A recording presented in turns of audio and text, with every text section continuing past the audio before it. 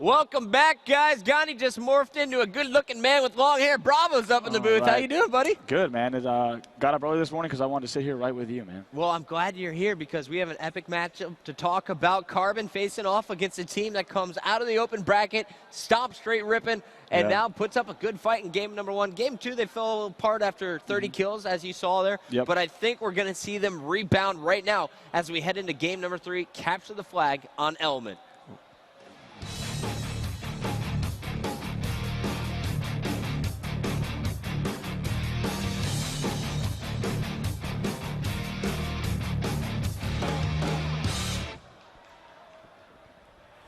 All right, so Bravo, as the teams are getting back into the game, let's talk a little bit about the team you're coaching so far this weekend. Scott and Chris both predicted final boss to win the pool. You guys not in position to be leading the pool, but you're at a 1-1 record. What happened last night? Yeah, we played a close game against Believe the Hype. Unfortunately, we got a forfeit win. Not unfortunately, we got a forfeit win our first match, which meant we had no games going into an 8 p.m. series. You know, we woke up around 10 a.m. and went into this 8 p.m. series unwarmed up. So unfortunately, dropped the first 2 games. The games that we did win, you know, they weren't close. They were blowouts, but Game 5 Sanctuary TS we dropped. So now we're 1-1 in the pool, and we're still in a good position in the tournament. And Bravo, you know basically every player that's competing on the pro circuit. I know you're pretty familiar with the Carbon guys, but do you know any of the guys here playing for FBF that's going to be Bullets, Ice Vein, Alumnite, and Prawn? Yeah, actually, my first tournament, Chris, that I coached was Charlotte 07 with a team called Wu-Tang Financial. And Wu-Tang Financial, I remember that lineup. And that was, yeah, we had a really close series against the 4th-seeded Legends, and Bullets actually went to 8th-seeded Time to Prove back then, and I actually went with. That was my first time on a pro team, so shout out to Bullets because he's awesome, and I wouldn't be here today if it wasn't for him. Bullets was definitely doing incredible work with the sniper at the start of that last game. Here you got some nice play from the Alumni. Check out that bank nade as he takes down Ghostiami. But Bravo, let's talk strategy here for some of the players out there that are hardcore Halo Reach players, but not necessarily at the top pro level yet. What advice would you give them? What is the final boss strategy on this game type? Okay, on this game type, Chris, the big thing that teams really need to worry about is as long as you're out slaying the other team, you're likely going to win, but a lot of teams wait too long to run that flag. So, example, there's one, say you're running the flag and there's 3 enemies dead, and you have a guy alive at green. You need to go ahead and push that flag green and kill that guy. You don't need, you know what I mean? You can't pause because the enemy's either going to spawn at their base and yellow, or maybe even at green and their base, or worst comes to worst, even yellow and green, and you're totally surrounded by the enemy. Just like a lot of maps on the pro circuit right now, if you don't run that flag fast enough, it's going to catch up to you. So take advantage of when your opponent's down and actually charge your opponent with the flag. Yeah, absolutely. If there's a guy weak back green, ideally you'll have someone top mid who's laying shots into him. Of course. And when you do, even the flag carrier can throw the flag into green, finish that one shot, keep running the flag. And that essentially ensures that there will be no more green spawns, and you're worried now about yellow and the enemy's base spawns. After 2 minutes, we've seen both teams try and pull a flag, and you get Mimic getting the flag all the way back to the Carbon base. It does not look like he will be able to put it in, though, as we have Prawn pulling the Carbon flag as the Alumni picks up a clutch double kill to get the return. So great play there from Ice Vein. Even better play from Prawn, who is now in a position to get a counter cap here as Ice Vein picks up the camo top middle. That's another thing, Chris. That camo is absolutely huge, along with the nade launcher. Not all teams really place as much importance as they should on both of those, but that, I mean, enough to change the entire game. If you get a camo nade launcher at the end, you can go back-to-back caps if you play your cards right. We had a great job by Alumni there as he picked up a beatdown on his flag, stopping the opponent from grabbing it. He was able to then put in flag number 1 as we see FBF get the first of 5 flags here in our 3rd game type. Killing spree for Ice Vein. So after getting that double kill, he's got the camo. He pushed into the base. He has 5 straight kills, and he's also running the objective. Ice Vein really playing strong at the start of this one. Yeah, you see, he kind of waited there, Chris, and now he's kind of waiting on this flag instead of running yellow. Even though he had two teammates dead, I would have absolutely beelined that kind of to his maybe his chopsticks, the blue-yellow chopsticks. But instead, now the flag's stuck up top, and unless his team can really outslay here, they're not going to be able to run this flag. So if you're going to run the flag, run it. If not, slay. You know, don't hesitate like that. I think he maybe fumbled the flag a little bit, which contributed to that. But as you see, they're probably not going to cap this flag. Yeah, you should just focus on that DMR right now. It was hot. But let's talk about call-outs on this map. Everyone has different ones. Yeah. I just heard you calling them the chopsticks. Yeah. What's the easiest way to call out players when they're actually in between bases? So, say, in between red and green. Sure. So say there's a player anywhere between. What we do is if there's a player on the green, like green side blue, you can go ahead and say back blue, green side, or you know, you can say chops if he's actually on these the two pillars of what I'm referring to as the chops for anyone who's not clear. These two pillars that surround the map on each side.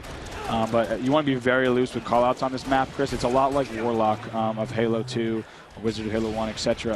When people can portal really quick and people can, and although there aren't portals on this map, you can be bottom middle to bottom of base to top another base in about 5 seconds, especially a sprint. So it's essential as a competitive player or a coach to really be loose with those callouts to the point where your call-out could be not misleading in any way. You know, it's much better to be vague than it is to be specific and have a player charging. For example, if you call out bottom blue, but he's already at top blue, someone might sprint into bottom blue to finish that kill, and you might lose map control all because of that. So definitely be loose with those call-outs and be as specific as possible without, you know, without being able to confirm things you don't want to. So that's essential, especially in a fast-paced game like Element CTF. So you guys really just go for the quadrants, I guess? What's that? You really just go for the colors on the quadrants? Especially, I mean, when you have top mid control, you can get away with that because someone who's top middle can just jump up and look back green, and then they can say, oh no, he already sprinted to blue. Because you have those sights of vision. However, if you're trying to regain map control, say you are that team in back green, generally your callouts are either going to be the left or right chopsticks because someone's pushing you, or you're shooting a guy off top mid. You know, rarely do you want to sprint out and just look for someone. You want to kind of, when you're spawning, hide the back of the base, pop up, try to double team the guy top middle. Maybe your teammate will get a split spawn, you can get an angle, and then you can regain map control from there. So when you have map control, obviously those callouts are going to be a lot easier to make, and those kills are going to be a lot easier to finish. Right now, you guys are watching Thrawn here from our FBF squad. Bravo, thank you so much for helping our players out there understand the communication and giving them some helpful tips there for their own gameplay. But what I'd love to do here for just about 3 minutes as we hit about 5 minutes, 40 seconds into the game is listen to this FBF squad. They're down 2-0 in this series. I want to know how is their communication going on right now and what are they doing to fight back in the series. They are up 1 flag to 0, but they need to score 4 more. Absolutely.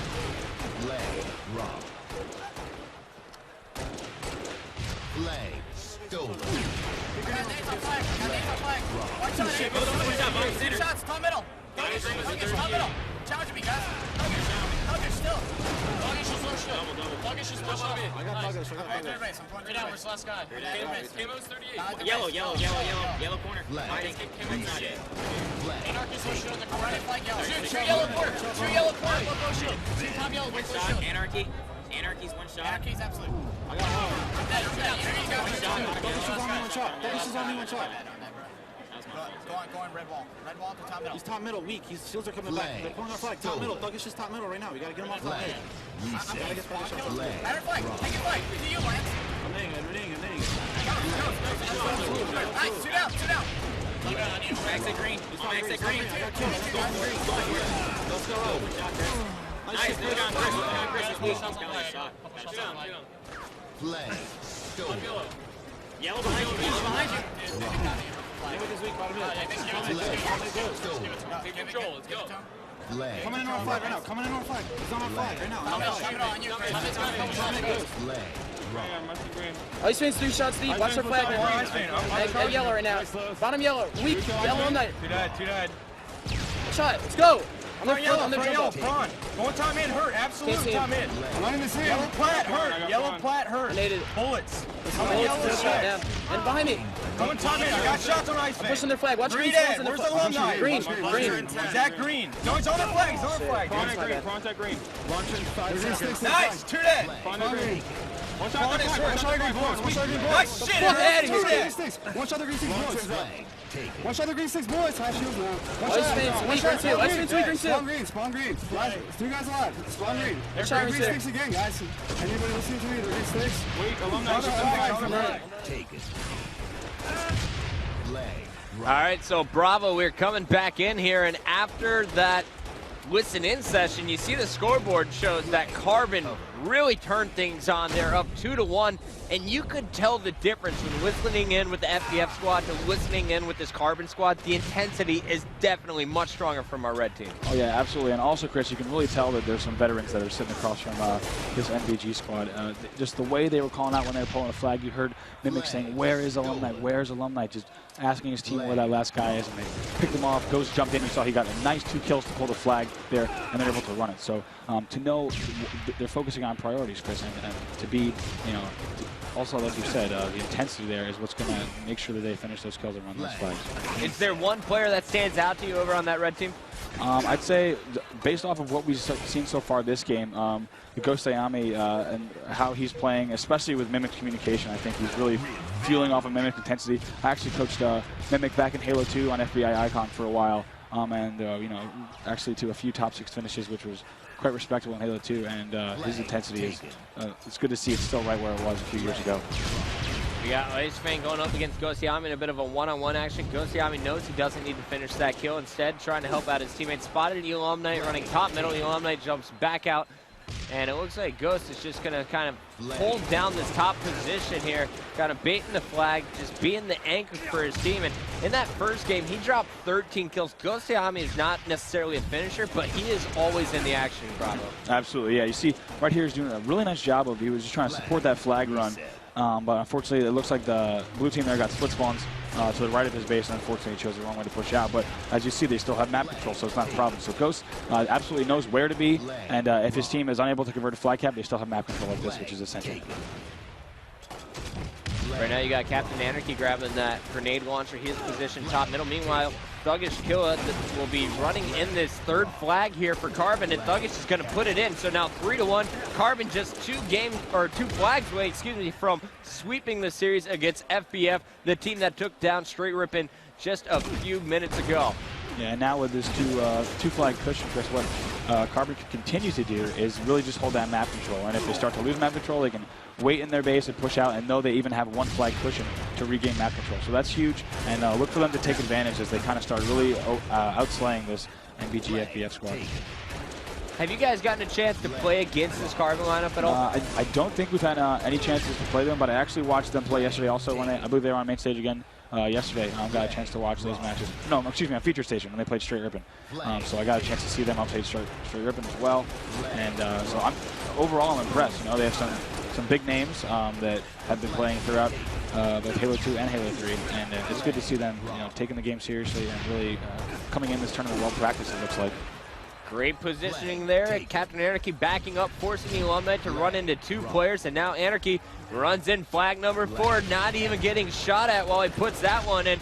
They're now just 1 flag away with 3 minutes and 40 seconds left in regulation time, but don't count FBF out yet. We have seen incredible turnarounds on this map. Oh, absolutely. Like we started to say before, Chris, the nade launcher and the camo can, along with map control, is definitely a deadly combo.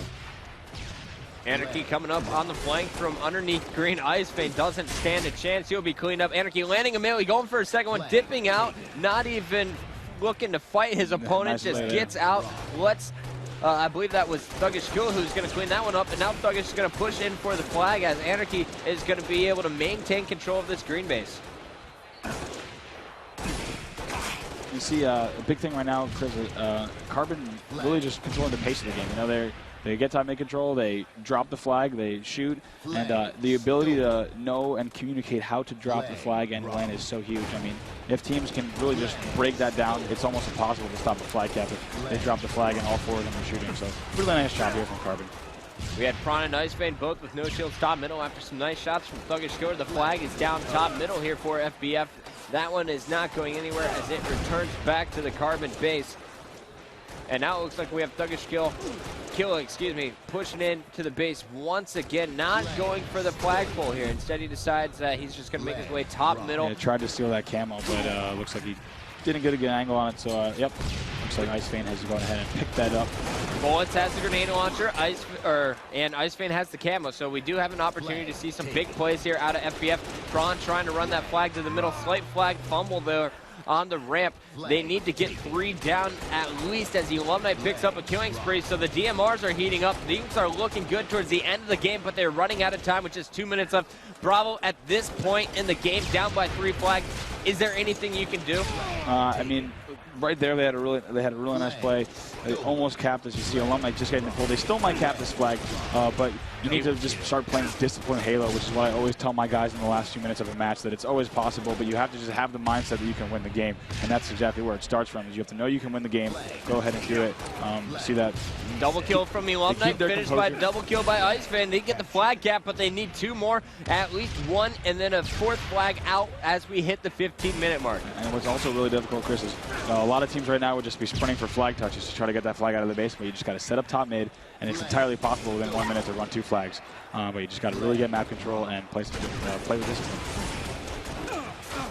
And unfortunately, that works obviously towards the favor of Carbon, because really all it takes is 1 mistake from FBF at this time, and Carbon's going to go ahead and win the game. Yeah, as you said, they had the 1 flag cushion here. Can allow FBF even to score once and just get the counter cap, or just run them out of time here as we get down to the last 46 seconds. Great grenade launcher used there from Ghost Ayami, going for his triple. Iceman is going to get cleaned up from the Thuggish killer grenade, and now Ghost challenging Prawn. He knows he's got just 30 seconds left in this one, willing to jump out for the headshot, but Thuggish once again cleaning that one in as we have Mimic pushing in for this final flag cap for Carbon. They're looking to finish this with 5 flags. They don't want another time limit. That's right, and look at it right here. There's picking the spawns on the side bases, and look at it. You have Thuggish Killer, Captain Anarchy, and Mimic were all right next to each other, just shooting into the same base. And if you can single out those enemies and actually triple team them, it's going to be strong really finish for Ghost Ayami. 6 straight kills, including that assassination, and Mimic is going to toss the flag out. Here we go, 4-2 after 15 minutes. Carbon sweeps NBG FBF 3-0 in the series. Bravo, we saw great play from the guys on Carbon. Pretty darn decent play out of FBF, but you know, they definitely did not show that they have nearly as much teamwork and communication as Carbon has, which is expected after picking up Prawn actually at this event. Yeah, absolutely. I'd say that their teamwork really shined there. Just isolating the priorities on the map, really knowing what's important and which kills they can leave. As you saw, Captain Anarchy just sprinting away from a kill. He knows his team's going to clean that up. So confidence in your teammates as well. I think as veteran players, they really have that. And Ghost Ayami having a lights-out game there. Have to take a look at the stats and give big shout-outs. 39 kills out of the Alumni, dropping positive 10 with 8 assists. He had a great game there. But check out Ghost Ayami. After struggling really to put up some big numbers in the kills column in that first game, bouncing back to have the most kills on Carbon, shutting up the haters, as well as dropping 11 assists. 11 assists for 3 members, 15 for the last there. one. He's happy. He's having a good time. He knows he's playing well. All right, so Carbon now with another 1 in the win column here. So I think we're going to see a battle here for that 2nd or 3rd place in Pool A. Yeah, it looks like it. So it's good stuff here. Carbon, great performance on our main stage. Coming up next, though, we have Team Classic. Bravo, before we throw to commercial, shout-out time. So you want to give love to? Let's see. Let's give love to my sponsor, Sony Ericsson. Just been having an awesome time with them all weekend, and couldn't thank them enough. Also, go ahead and tweet at me. I got my Xperia Play. Chris has got one, too. It's pretty awesome. So tweet at me, at BravoMLG. Say what's up. If you're in the venue, come by the Sony Ericsson booth today. I'll be hanging out there. And also, been putting a lot of time into YouTube, doing gameplay reviews and commentaries, kind of analysis, and trying to give some insight into professional Halo. So if you guys want to check those out, it's youtube.com/BravoMLG, just like the Twitter. So good stuff. And guys, I have my Sony Xperia Play. After this, we will be interviewing a team member from Carbon. Let me know who you want to hear from. Is it Ghost Ayami? Do you want to hear from Thuggish Killa, Captain Anarchy, or Mimic? We will be back after this break. Bravo, thank you so much for joining us in the booth. Thank you, man. And best of luck to you and Final Boss. Thank you. See you later.